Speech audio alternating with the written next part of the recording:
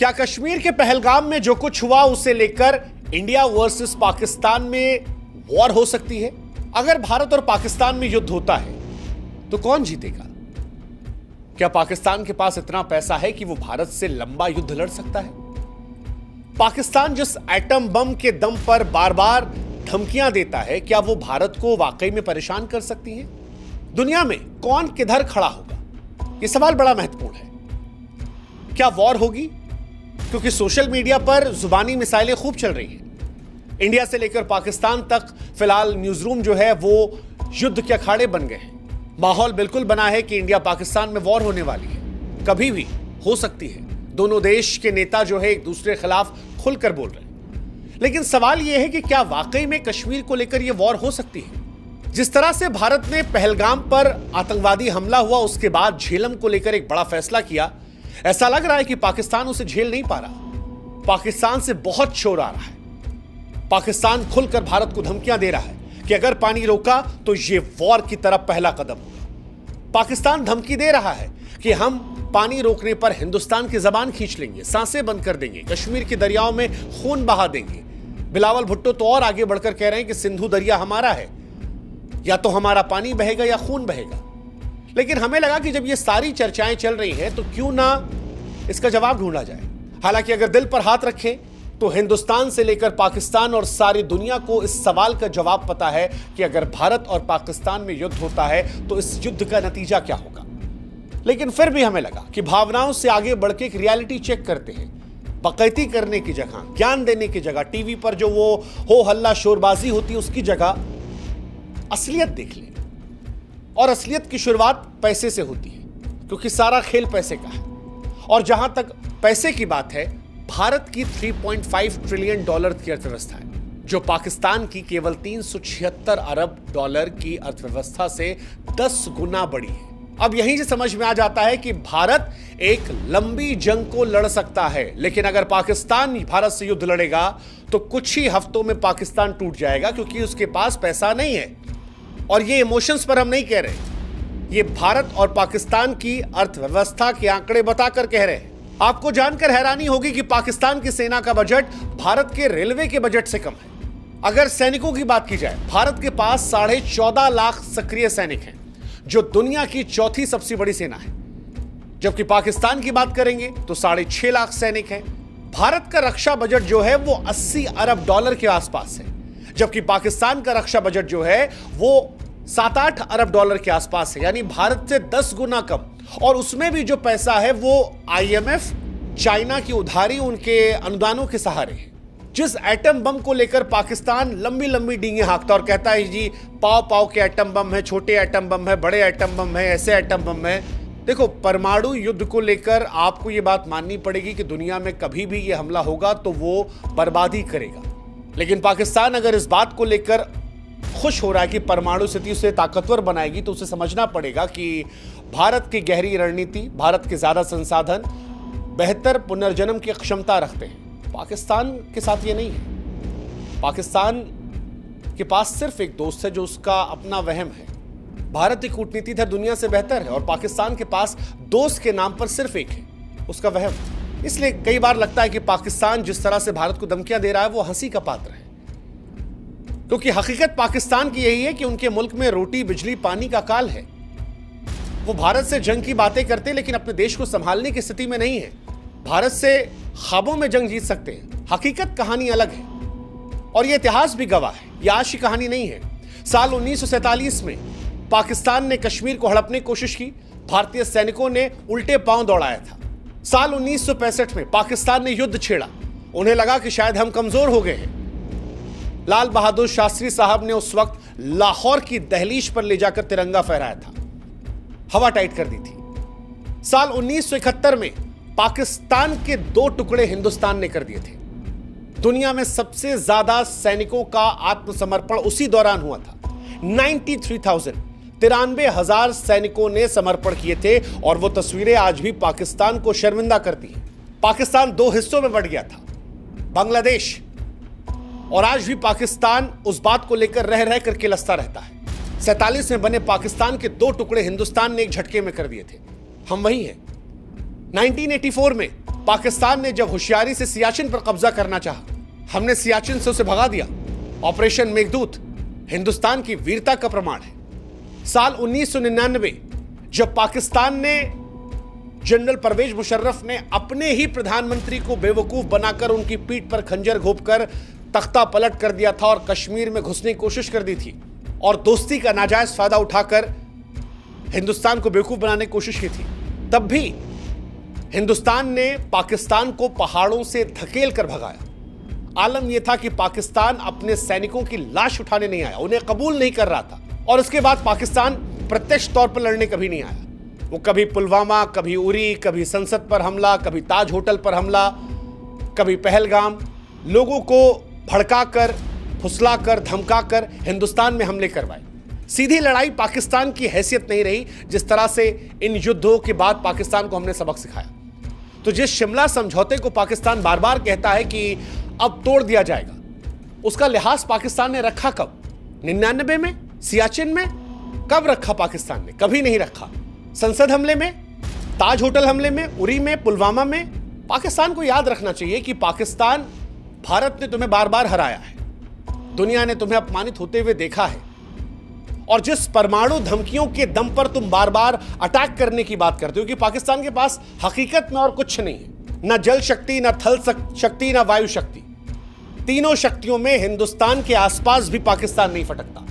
और ये मैं हवाबाजी में नहीं कह रहा हूं, ये आंकड़ों में कह रहा हूं। पाकिस्तान के पास सिर्फ एक चीज है, परमाणु शक्ति। लेकिन पाकिस्तान, अगर तुम पहले वार करने की मूर्खता करोगे तो ये याद रखना कि भारत का जवाब ऐसा होगा कि नक्शों पर तुम्हारा अस्तित्व खोजने में इतिहासकारों को मुश्किल होगी।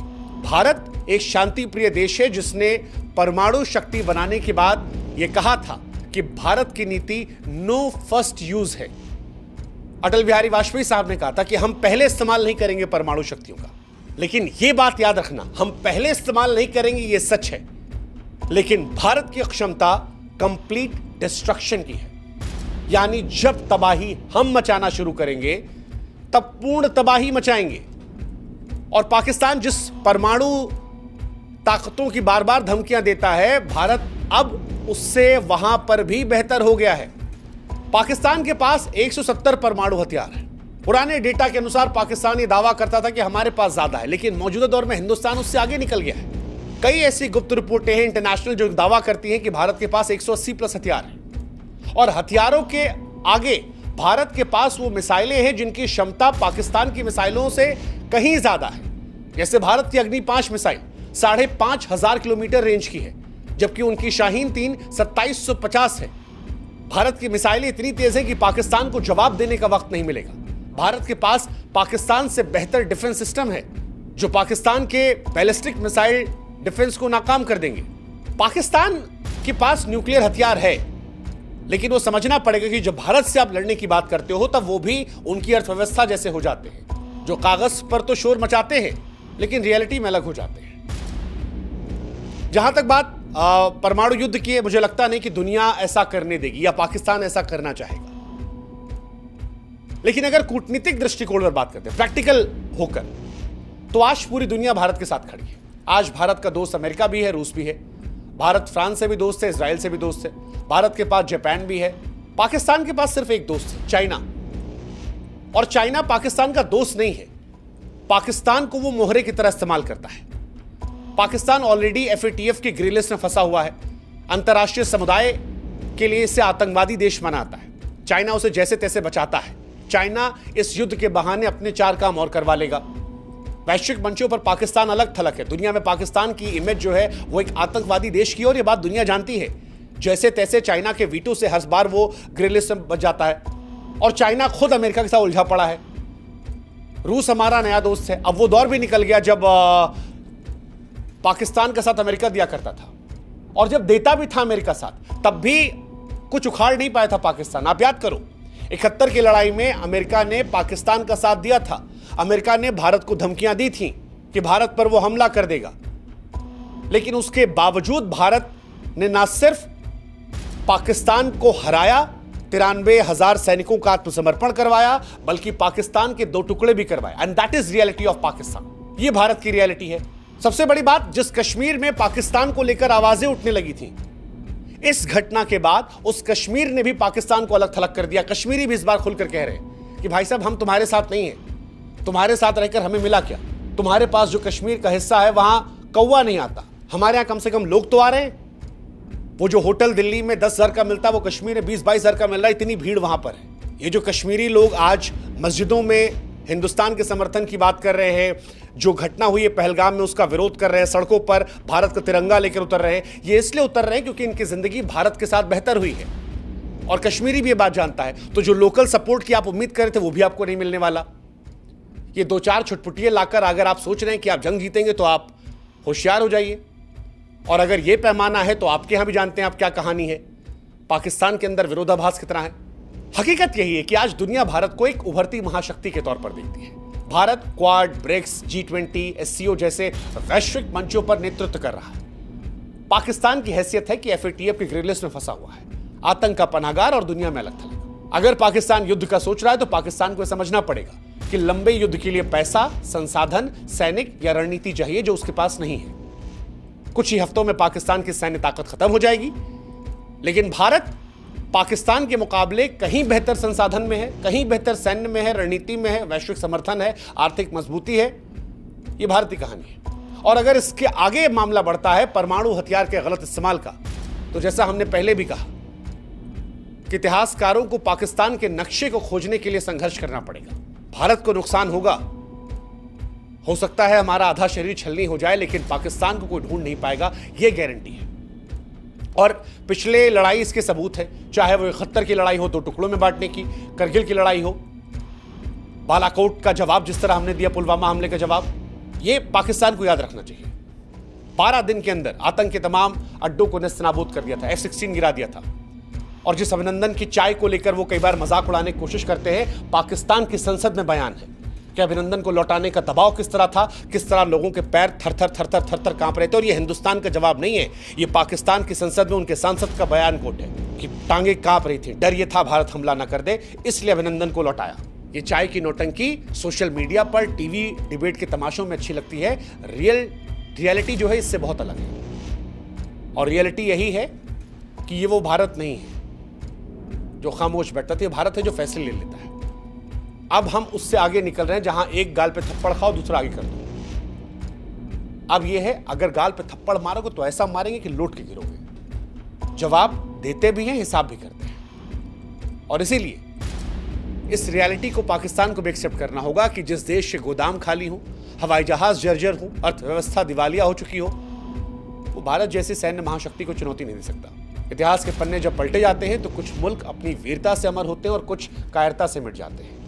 पाकिस्तान आज उसी दूसरी श्रेणी में खड़ा है जिसने पराजय, पतन और प्रवंचना का प्रतीक है। हिंदुस्तान शांति चाहता है, पर शांति समाधान के साथ, सम्मान के साथ। भारत धैर्यवान है लेकिन भारत कायर नहीं है। भारत सहनशील है लेकिन भारत अपने आत्मसम्मान से समझौता नहीं करता।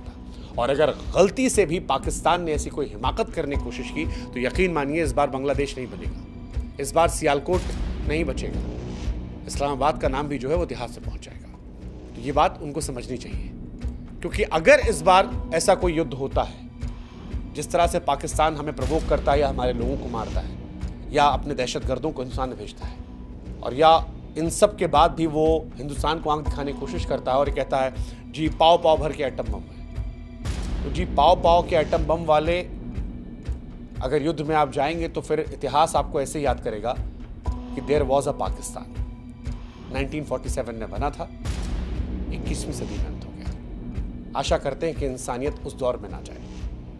हकीकत, वास्तविकता को हम सब समझे। बार बार हम कह रहे हैं कि युद्ध हमें नहीं चाहिए, हम सहनशील लोग हैं लेकिन आत्मसम्मान से समझौता नहीं करेंगे। हम वो देश हैं जो शांति चाहते हैं, धैर्यवान हैं, लेकिन हमारे धैर्य को कायरता में ना सोचा जाए, हमारी सहनशीलता को हमारी कमजोरी ना सोचा जाए। हम आज भी उस पॉलिसी पर बिलीव करते हैं कि फर्स्ट यूज नहीं करेंगे, चाहे आतंकवाद हो या परमाणु शक्ति का इस्तेमाल। लेकिन हम उस बात को भी मानते हैं कि जिस दिन हम इस्तेमाल करेंगे या जिस दिन हम प्रयोग करेंगे वो फाइनल सोल्यूशन होगा। मैं जानता हूं कि पाकिस्तान के लोग ऐसे नहीं हैं। मैं जानता हूं कि पाकिस्तान में भी लाखों करोड़ों ऐसी आवाम है जो हिंदुस्तानियों से बहुत मोहब्बत करती है। मैं जानता हूं कि पाकिस्तान में भी बहुत अच्छे लोग हैं, लेकिन पाकिस्तान की फौज जो अपनी हुकूमत को चलाने के लिए दहशतगर्दी का इस्तेमाल करती है, वहां के सियासतदान जिन्होंने अपने चुने हुए नेता को जेल में डाल रखा है और उनसे सरकार चलवा रहे हैं, जो अपनी जनता का विश्वास नहीं ले पाए हैं, उन्हें यह समझना होगा कि भारत और पाकिस्तान के बीच में दायरा बहुत बदल चुका है। अब हमारी उनकी तुलना नहीं है। ऐसे में बेहतर है दहशतगर्दी बंद की जाए, बेहतर है आतंकवादियों का साथ ना दिया जाए, बेहतर है कि अपने देश पर ध्यान दिया जाए, नहीं तो देयर वॉज अ पाकिस्तान जो 1947 में बना और 21वीं सदी में खत्म हो गया। आशा करते हैं ऐसी नौबत ना आए, क्योंकि वहां भी इंसान है जो हमारे जैसे हैं, जिन्हें हमसे भी मोहब्बत है और हमें भी उनसे लगाव है, और इंसानियत कहीं भी हमें लगाव रहेगी, लेकिन धैर्य को कमजोरी न समझा जाए। जो पहलगाम में हुआ वो हमारे सब्र का इम्तिहान था, और अब धैर्य जवाब दे रहा है। जय हिंद, जय भारत, नमस्कार।